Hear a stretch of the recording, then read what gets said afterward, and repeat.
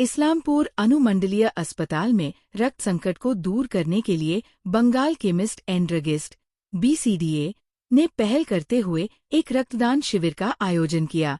ये रक्तदान शिविर रविवार को इस्लामपुर बस टर्मिनल परिसर में आयोजित किए गए।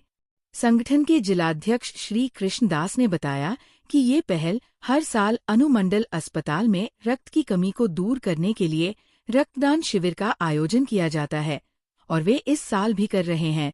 करीब 40 रक्तदाता रक्तदान करने की उम्मीद उन्होंने जताई है। उन्होंने ये भी कहा कि रक्तदान शिविर में संग्रहित रक्त इस्लामपुर अनुमंडल अस्पताल के ब्लड बैंक में जमा किया जाएगा। আজকে আমাদের BCDA ইসলামপুর জোন কমিটির পক্ষ থেকে ব্লাড ডোনেশন ক্যাম্প আমরা রেখেছি।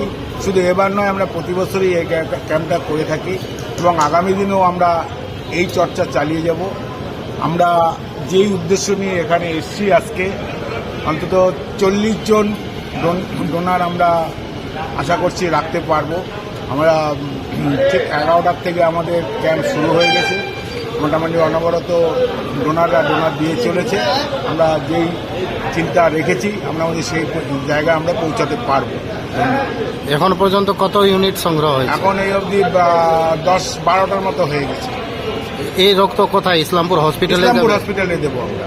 আচ্ছা, ওখানে রক্তের খুবই সংকট, গতকাল শূন্য ছিল, সেই অনুপাতে আমরা এখানেই দেই। আমরা যেহেতু আমাদের ইসলামপুর এরিয়া, ইসলামপুরের হসপিটাল ইসলামপুরেই আমরা দিই, অন্য কোথাও আমরা দিই। আপনার নাম? শ্রীকৃষ্ণ দাস, এই কমিটির আপনি BCDA উত্তর দিনাজপুর জেলার সভাপতি।